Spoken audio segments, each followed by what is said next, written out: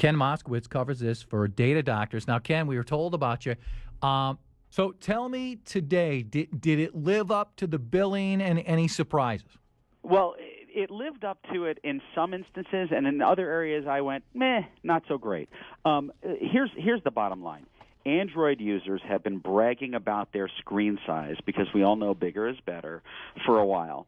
And an iPhone, when you hold an iPhone next to an Android, it looks kind of small. It does, days. yeah. And so having the new, bigger Retina display, 4-inch screen, fantastic. What I really liked about it is that they made the screen taller but not wider. Android users typically cannot navigate their thumb from one edge of the screen to the other because the screen is too wide. That doesn't exist with the iPhone, and it won't exist with the new, bigger screen iPhone. So much was leaked out, sir, beforehand. Was pretty much everything leaked out, or did they have one or two nuggets where people said, wow, didn't quite see that coming? I don't think everything was leaked out. Certainly in the days of Steve Jobs, Apple would never have seen these kind of leaks. I don't know what's changed at the top.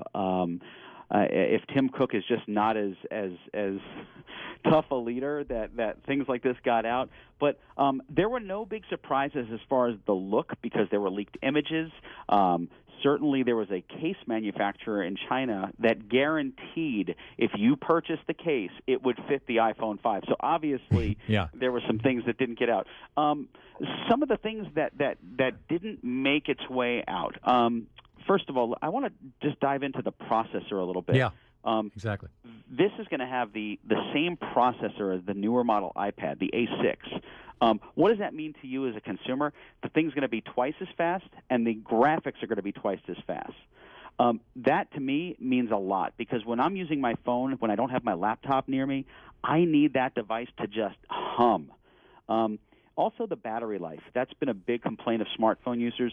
It's going to have a longer battery life. And for people who use their phones as a camera, it's going to have a new feature that's built in to the camera or built into the phone, and that's panoramic picture taking. You can hold up your camera and scan the skyline of downtown Minneapolis, and it'll stitch together a perfect image for you. Really? Yeah, it's pretty cool. That is pretty cool. How about the dock connector, how it's different from all the other devices? So, the 30-pin connector has served them now for close to a decade, and again, it's a huge connector. More and more people are connecting their device wirelessly, so you don't need this enormous connector.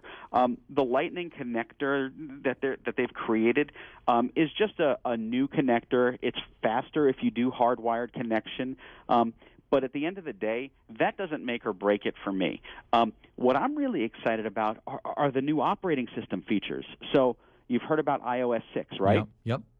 Okay, so with iOS 6, you can now have FaceTime over the cellular network. So if you're on 3G or 4G, you can now hold up that phone and have a face-to-face conversation over the cell network, not just Wi-Fi. Oh, that's big. As example, I communicate that way with one of my kids. And if I'm not at a Wi-Fi area, kind of defeated the point, right? So for the folks who use it, that will be a huge advantage.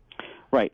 Now, for you Android users who always stick out your tongue at us iPhone users and go, yeah, we've had this for a while. I'm looking at one right now. Yeah. No more Google Maps. Google Maps is gone. Apple now has its own 3D turn-by-turn navigation with Siri, and the ability to do a flyover of the location. This is going to make navigation a breeze. Up until now, if you've had to navigate with an iPhone using the native Google Maps, it's kind of been painful. You would have to download a third-party app like Waze to get turn-by-turn navigation. Much, much smarter. Also, for everyone in the world who uses Facebook, and if you're not using Facebook, you're probably not listening to this show. Yeah.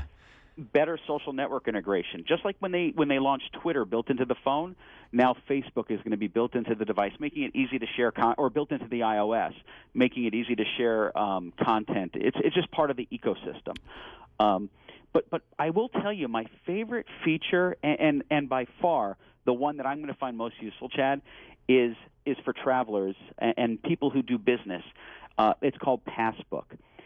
Imagine if you never had to carry movie passes, Starbucks cards, tickets for concerts, baseball games, flights. It's truly a virtual wallet. You can walk into the airport with your iPhone, and because it uses location data, it will pull that airplane ticket right up on your device. You don't have to go carrying paper and looking for cards. It's so easy. And the businesses will work with the device. Are all up to speed? Yeah, so your Starbucks loyalty card, for example, and I use Starbucks because everyone knows Starbucks, and they have these little cards. So if you get a gift card from someone, you can actually put the virtual gift card into your smartphone. And the same thing, as more and more vendors come online for concert tickets and things like that, you'll be able to store those tickets right on the device. Airlines have already started moving in that direction, where you can check in, they scan your phone because the barcode is on your phone. It's just a simpler way of connecting. Another thing that's really cool, and I'm a big fan of this, if you like to dine out, Open Table is now built into the iOS.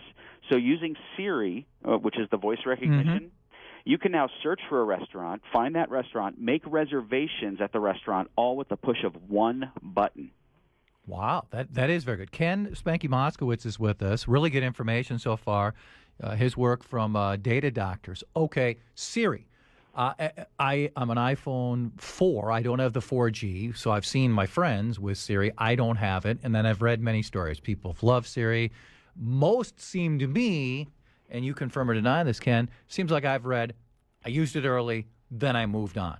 Is Siri more essential to this phone? Okay. So for hardcore Apple geeks like me, Siri is something that I've grown to love and to hate. I hate her when she doesn't understand me, and I say her because it's a female voice. It seems to not work well for women. I don't know why, but every woman I talk to says, "Oh, she doesn't understand me. I stopped using her. She's terrible." Wait, here's a shock. You're telling me women fighting with women? No, I've never seen that before. It's a cat fight with a computer. Yeah. It really, to me, works.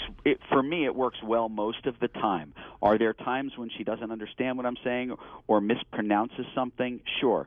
But it's a piece of computer software that's recognizing millions and millions of words. That's pretty remarkable.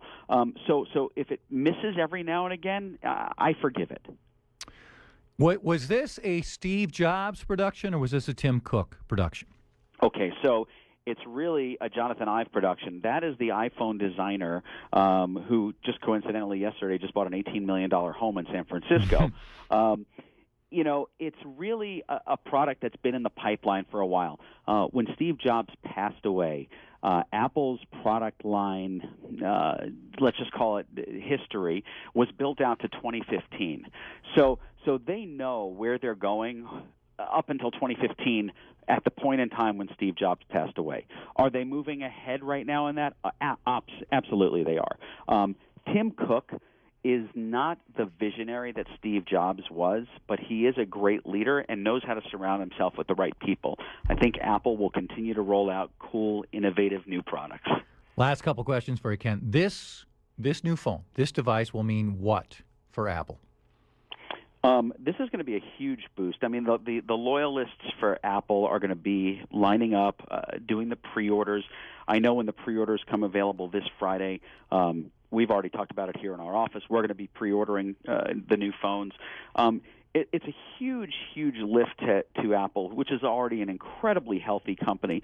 And obviously, you've been talking about in the news the potential boost to the U.S. economy from this one device.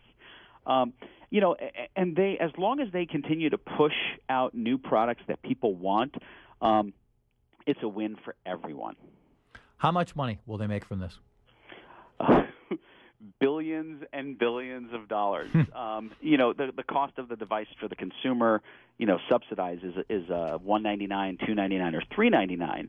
But really, when they're talking that much volume, the numbers are staggering. Thank you, sir. I appreciate it. We'll reach out to you again. Really good stuff.